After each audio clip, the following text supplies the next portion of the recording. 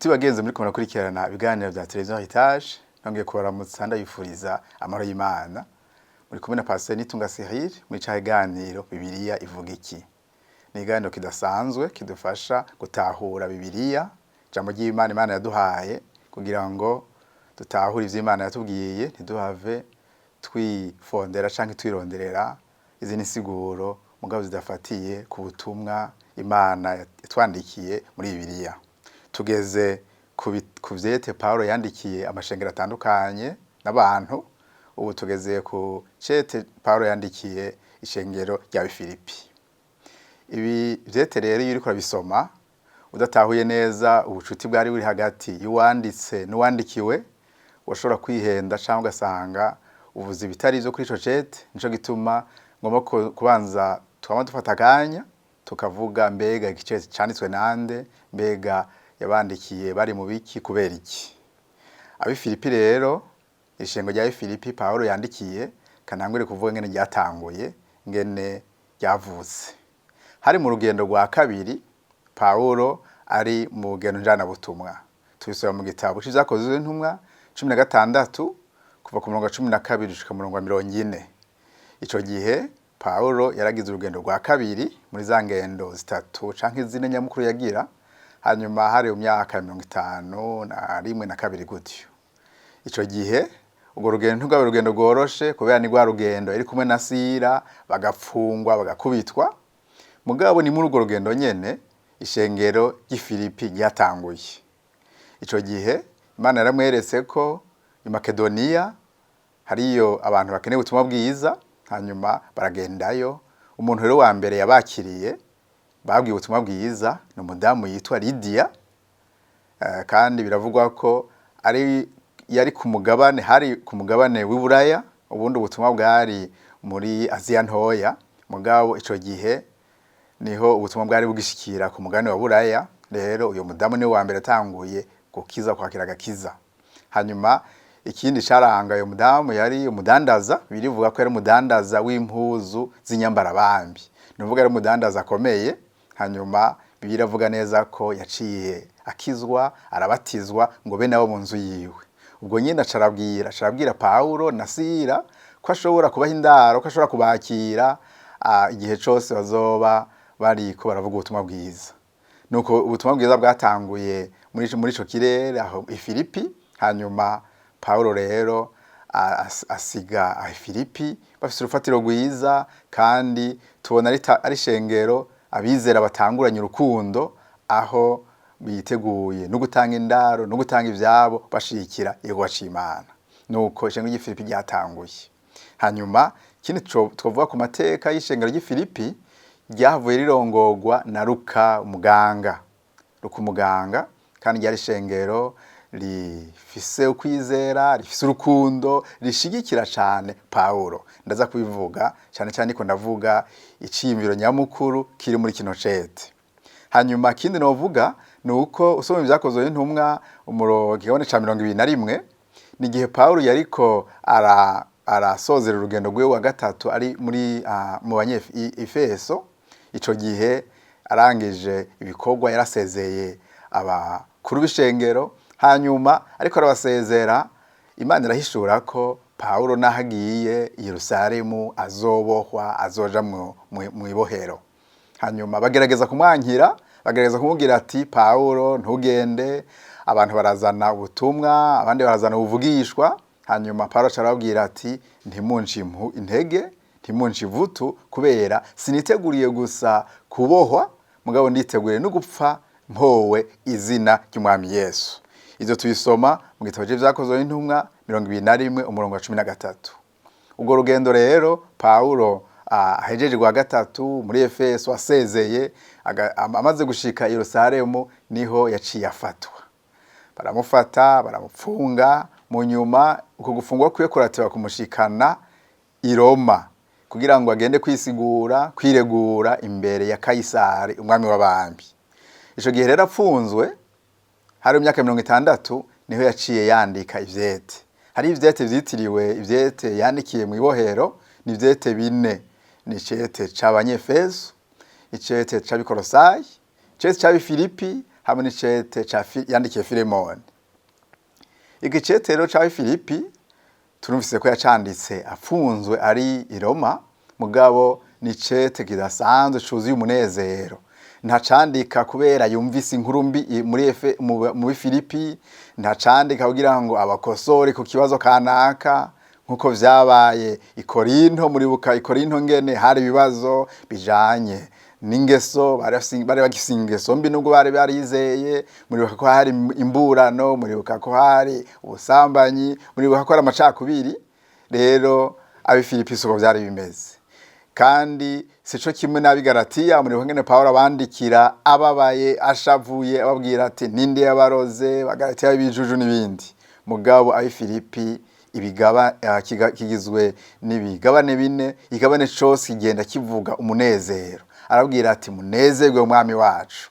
Rero iki gitabo Pawulo yandikiye abi Filipi kirimo ubutumwa bwiza bw'umunezero, kirimo ubutumwa bwiza bw'umunezero. Nkuko nababwiye, mu igabane cose ugenda ubonamwo ikintu c'umunezero. Nk'akarorero, umurongo wa mbere, igabane ca mbere umurongo wa 4, igabane ca kabiri umurongo wa 2, igabane ca gatatu umurongo wa mbere, igabane ca kane umurongo wa 4, hose hagenda havuga ijambo ry'umunezero.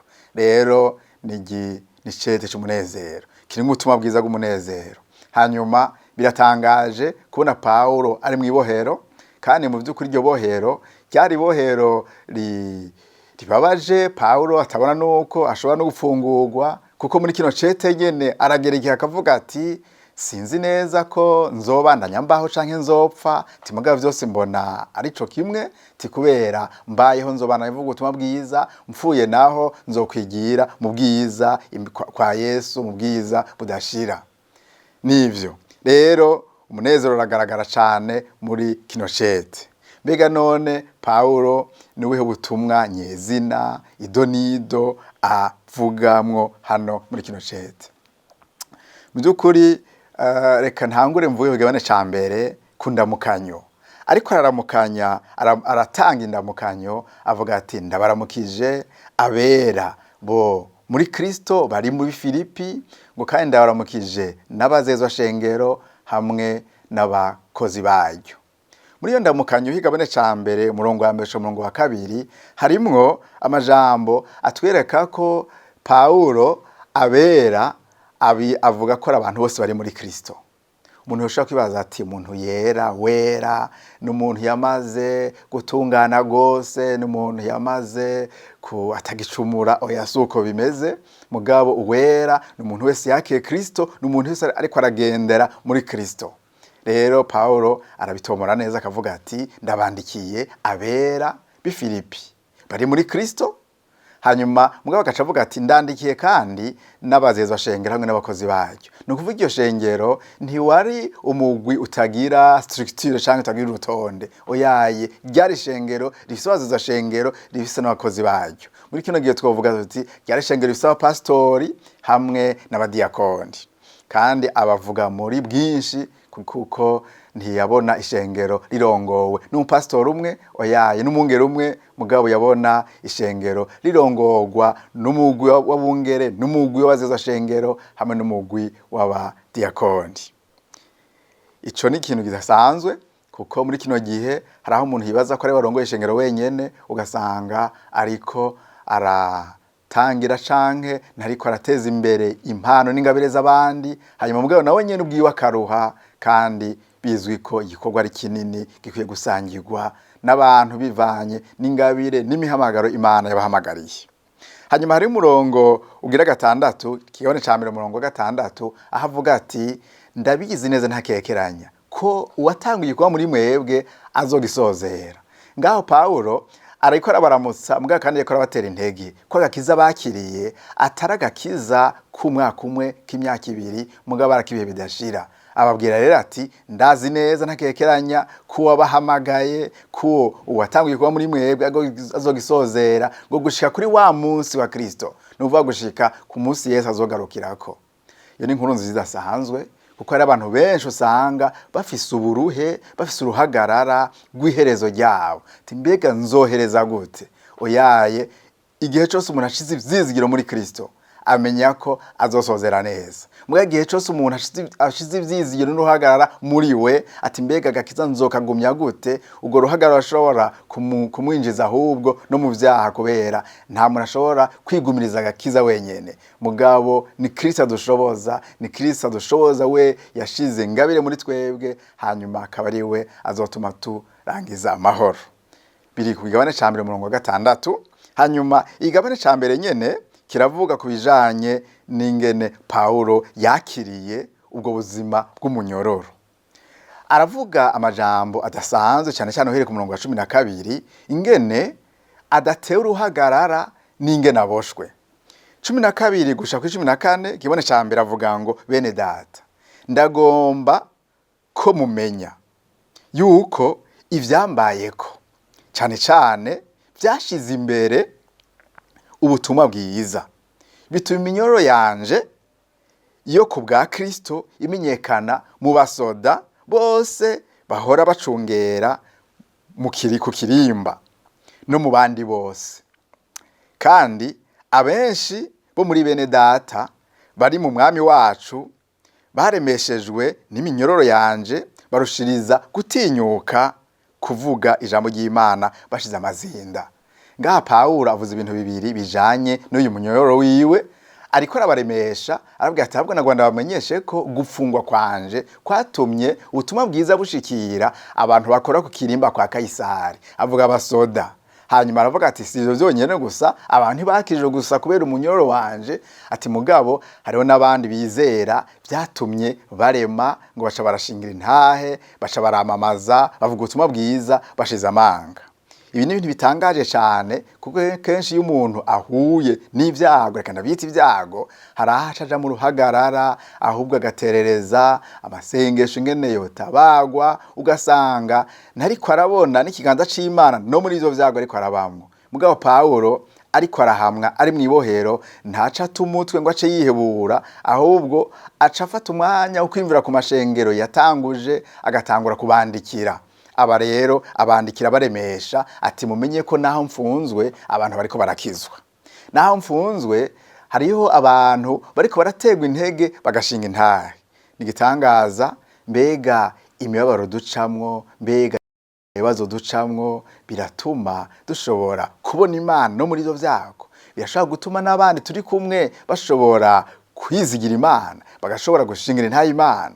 Canke bituma abantu bose bihebura, bigatuma ahubwo bavuga bati gukurikira Imana n'uburuhe gusa n'ibindi.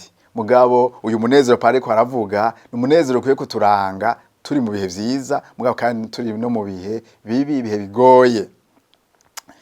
Paulo arabandanya akavuga muri kino gigabane ca mbere nyene ko hariho abantu bariko baravuga ubutumwa bwiza bagomba kumugwanya. Mugabo akavuga ati ko bariko baravuga ubutumwa bwiza, ati ivyo ntaco bitwaye. Wisoma ku gigabane ca mbere umurongo wa 21. Navyo nyene biratangaje ingene Paulo atarohagarara yagize ngo avuga ngo abantu nimubagwanye canke nimubagirene. Mugabo yavuze ati ko bariko baravuga ubutumwa bwiza bakaba bagomba kumbabaza no kusuzugura, ati ivyo nimubireke, kazuguga ubutumwa bwiza bariko barabandanya. Nayo nyene ifazi idasanzwe abakozi b'Imana dukwiye kwigira ko iyo hariho abandi kumbe bariko barahiganwa, natwe mu bikorwa tuko turavuga tudakwiye gutuma umutwe ngo tubagwanye, mugabo dukwiye kubandanya tuvuga ubutumwa bwiza twahamagariwe. Iyo ni impanuro ku bakozi b'Imana. Hanyuma ikindi tubona ngaha ku gigabane, kuri kino gigabane ca mbere ariko arasozera, aravuga ingene abizera batahamagariwe gusa, batagabiwe gusa kwizera, mugabo ngo baragabiwe no kubabazanywa na Kristo. Ikigabane ca mbere umurongo wa 29. Rero kino gigabane ca mbere kiratuza. Paulo yandika aremesha ishengero ry'Ifilipi ko bakwiye kugira imitima ituje, ko bakwiye kwihangana, ko badakwiye kugira uruhagarara rw'ibibazo baba barimwo, bahogwa Kristo, bahogwa gushingira intahe Kristo. Ni impanuro idasanzwe umuntu ariko arabisoma abona ngene akwiye kunezerwa no mu bihe bigoye bariko aracamwo kubera ari muri Kristo. Reka tugende n'igabane ca kabiri. Igabane ca kabiri amajambo ahanini ahiganje canke ijambo rinini cane umuntu ariko arasoma riguma mu mutima we n'ingoga, ni ijambo ryo kwihisha bugufi. araduhamagarira kwisha bugufi, agaca duha akarorero ka Yesu Kristo. Avuga ngo mugire wa mutima wari muri Kristo Yesu. Ngo naho yari Imana, ntiyumviye ko kuringanira n'Imana ari ikintu cyo kumirako, ngo ariko yarihaye umubiri, araza aravuka muri nosi, aba umuntu nkatwe. Hanyuma ngo arababazwa gushika n'ahapfa urupfu rwo kumusaraba. Murabizi igihe muba muri mu bihe vya Noel, ingene mugerageza kwibuka ingene Yesu yavukiye aha mu muryango uciye bugufi, akavukira ahantu suguzuguritse cyane, ngo bamujyamise mu bwato bw'inka, abandi baryamikwa mu maberso azimvye cyane. Hanyuma ntivyaye byo gusa, ahubwo atangura no guhamwa gushika naho ahunga, abavyeyi baramuhungisha muri Egiputa. Iyo byose yerekana ingene Yesu yaje muri nosi, araca bugufi, arasangira ubuzima n'umuryango mutoya, hanyuma no kubabazwa no guhamwa arahamwa. Hanyuma anyene Paulo ariko aravuga kuri Yesu, arafata umwanya kugira ngo abantu batahure ko by'ukuri Yesu yihaye umubiri, Yesu arababazwa, hanyuma ngo arazuka, Imana iramuzura, ngo aricara mu kibanza kidasanzwe cyo hejuru, kibanza c'icubahiro. Hanyuma ngo nukugira ngo amavi yose azopfuka mu izina rya Yesu Kristo, indimi zose zemere ko ari uhoraho, kandi ngo ivyo bihesha Imana icubahiro. Ubisoma mu gihebane ca 2 umurongo w'10 gushika umurongo w'11. Ngaha hatwereka ingene Yesu yihaye umubiri kandi ko Yesu ari Imana. Hanyuma agatwereka kandi ko amavi yose ategerezwa kuzopfukama, indimi zose zikavuga ko Yesu ari umwami. Aha Paulo ariko arabivuga mu Filipi, ubutumwa bwiza ntibwari ko burakwira n'ivyo mu yandi mahanga, mugabo ntibwari bwakwiriye mu mahanga yose.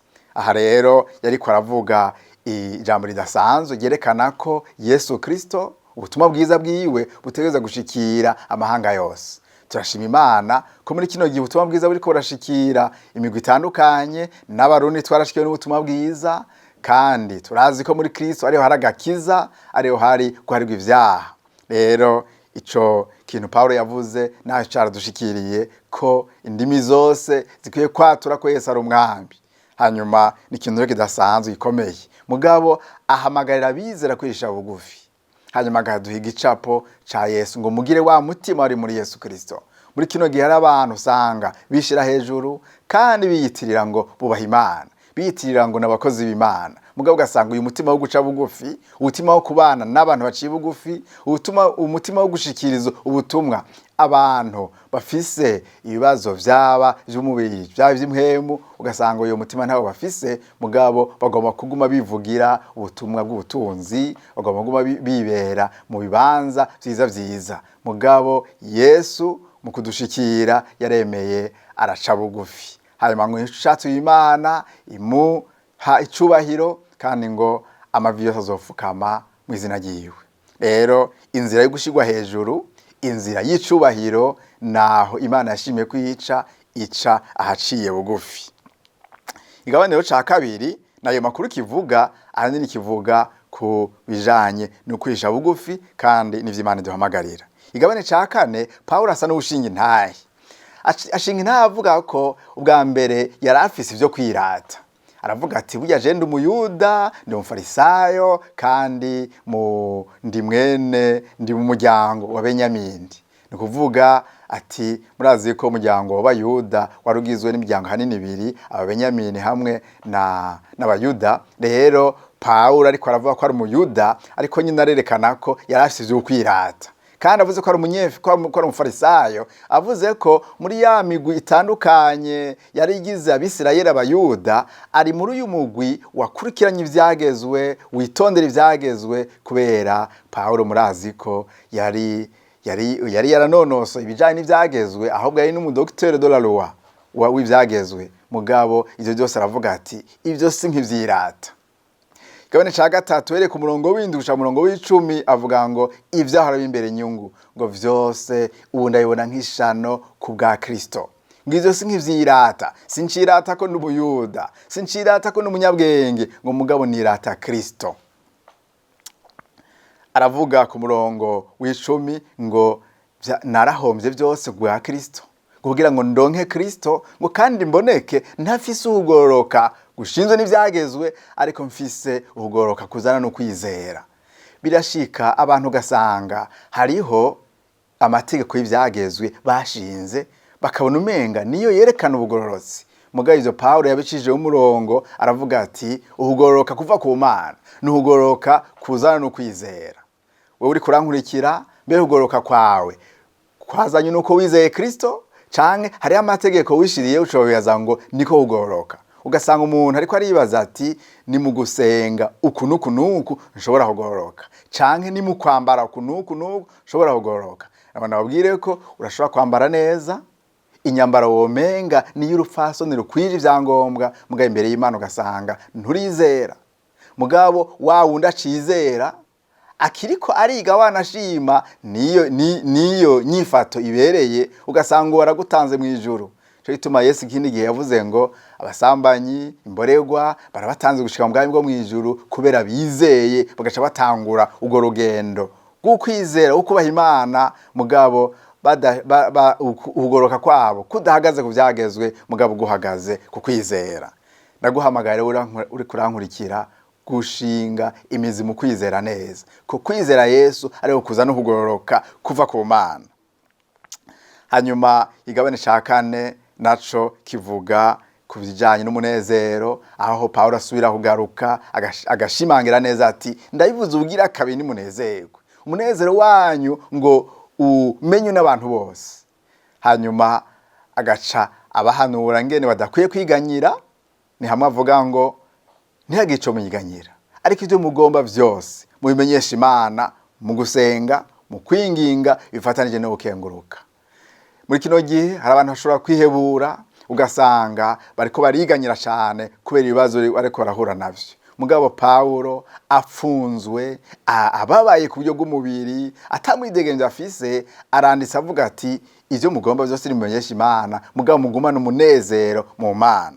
Rero igabane ca kane kiratugarukana cyane kubijanye n'umunezero. Hanyuma Paulo muri kino igabane ca kane nihasa n'ubutomora neza rero igituma abandikiye ivy'umunezero kubera ibigabane imirongo iheza acabwira ati ndafise umunezero mwinshi kubera mwabandanye munyitwararika ati ibintu mwarunyikanye Epafrodito byo kunshirikira ngaha muri prison ati vyaranshikiriye kandi vyarambumbye ndanezerewe ati ndafise ibi mpagije.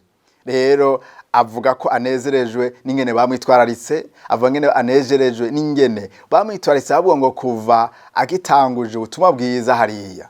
Narabwiye twabivuze gihe natangura ingene agitanguje ubutumwa bwiza ba Lidia bace batangura gushigikira ubuzima bwabo gushikira igikorwa yaratanguje cy'ubutumwa bwiza. Rero yandika anezerewe. Umuntu umwe niwe yabajije ati mbega mwibaza ko Paulo wari kumuhitishamwo ishengero yari kurongora murajye amashengero yose yatanguje ngo mweza ko ryari kubiriye. Hanyuma aravuga ati izari byose ntihari guhitamo abikorinto igikorinto ntihari guhitamwo iryo igaratiya ati mugaye ishengero yari guhitamo n'ishengero ry'Ifilipi ryari ishengero ryakiriye kwizera hanyuma rirahinduka hanyuma baca batangura ahubwo no gushigikira iko c'Imana mu bijanye no kubaho kwa Paulo mu bijanye n'ubutunzi bwabo bari bafise barabushigikije iko c'Imana. Rero biraryoshe y'abantu bakunze Imana hanyuma mugabo n'ivyo batunze bakabona ko bo bishikiza iko c'Imana. Muri kano kanya nagomba Paulo hari avuga kandi ku murongo wa 12 avuga ngo nzi gucishwa bugufi nzi no kugira umurengera. Ibi ni ibintu rero bitorohera abantu benshi aho iyo bariko baraca mu bukene bacabona umenga Imana yabahevye hanyuma bashitse mu butunzi akabona umenga niho Imana yabibutse. Mugabo kosiko Paulo avuga ati iyi Imana yanje iranshesha mu bukene ikongera ikanshisha no mu butunzi kandi ngo ubwo buzima ndashoboye kubamwo. Kane 13 avuga ngo nshobozwa byose no minkomezi. Rero nagomba gutera intege umuntu yizera umuntu yahamagawe n'Imana akaba ari kwaraca mu bibazo by'ubukene. Nagomba ngire ngo mu byukuri na Paulo yarabiciyemwo ku buryo bukavuga ngo nzi gucishwa bugufi nzi no kuba mu murengera. iyo Mana yacu ni Imana itumara ubukene, ni Imana iduhaza ibyiza, mugabo kandi ni Imana ishobora kureka tugakehanirwa, tugaca mu bihe kanaka bigoye kugira ngo irushirize kuduha kuyizigira, kugira ngo ntiduhave twizigira ubutunzi canke ntiduhave twibagira Imana kubera yatwinjije mu butunzi, kuko n'ubutunzi hariho benshi babwinjiramo ugasanga baciye bagendera mu bwibone, ugasanga ntibacubaha Imana. Nagomba kino kiganiro ndagisozere mvuga kuri uyu murongo k'abane ca gatatu, umurongo wa 20, n'amajambo avuga ngo tweho iwacu ni mwijuru, niho twiteze umukiza ko azova, niwe mwami Yesu Kristo. Azohindura imibiri yacu yo gucishwa bugufi ishushanywe n'umubiri w'ubwiza bwiwe, nk'uko afise ububasha ubushobozi bwo kwiganzira byose. Imana ishimwe. Aya majambo n'amajambo atubwira ko hariho ubwiza budasanzwe twimirije. Hari abantu bashobora kwigisha bakavuga ngo twaramaze gushika mu bwiza, twaramaze kwicarana na Yesu ahantu ho mwijuru, ntitukigwara, ntitukibabara, ntitukinanirwa. Mugabo by'ukuri ivyo bintu umuntu ariko arabivuga aba ariko arabesha kuko na Paulo ariko arandika ibi avyandika ari mu ibohero, no kuvuga yerekanye ko uyu mubiri uracafise intege. Muri nosi ico gihe yaraboshwe n'intwaro y'Uburoma, intwaro itizera, no kuvuga ngo hariho ubwiza tutarashikira. Paulo yaravuga ati tweho iwacu ni mwijuru, niho twiteze umukiza wacu kazova, ngo niwe mwami wacu, azohindura imibiri yacu y'ubufafara canke y'ugucishwa bugufi y'intege nke ishushanye n'umubiri wa Kristo w'ubwiza. Iyi mibiri yacu rero ni imibiri igwara, ni imibiri hagera igihe twagira intege twakora ivyaha, mugabo tukihana Imana ikatubabarira muri rwa rugendo rwo gutunganywa. Rero iyi mibiri yacu iraruha, imibiri yacu iragwara, imibiri yacu irababazwa, mugabo hariho umubiri Yesu azoduha niyagaruka. Uyo mubiri rero ntuzosubira kugwara, uyo mubiri ntuzosaza, uyo mubiri ntuzoruha, uyo mubiri n'ugucumura ntuzocumura. Nivyo rero twiteze aho Yesu azogaruka ubwa kabiri. Yaraje ubwa mbere aradukiza ivyaha, yaraje ubwa mbere arapfa ku musaraba, hanyuma mugabo niyaza ubwa kabiri azobaje kugira ngo atwambike ubwiza butazoshira, atwambike ubwiza bwiwe. Yohana nawe nyine arabivuga ko muri vyete vyiwe bito bito, avuga ngo uko tuzomera niko turahishurwa, ngo mugaye ico tuzi uko asa niko tuzosa. Nagomba rero mvuge ko ivyo ari ivyizigiro bidasanzwe kubizera. Ni ivyizigiro umuntu yumvise adashobora kunyiganga ko canke gukekeranyako. Vyizigiro ko hariho ubwiza twimirije, mugabo woza akaguhenda ubunyene kahubwira ngo ubu bwiza twaramaze kubushikira, ngo ntuzosubira kugwara, oyayo uzogwara no gupfa uzopfa. Mugabo hariho kugaruka kwa Kristo kuzotwambika kudapfa, kuzohindura imibiri yacu igasa niya Kristo.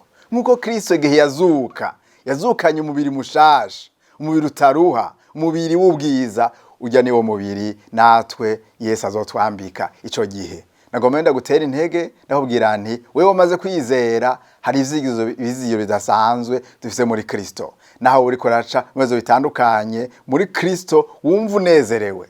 Hanyuma wewe utarizera, nagomba ndaguha ikaze wizere Yesu kugira ngo ashobore guha umunezero Imana itanga no mihobo uri kuraba mu bibazo.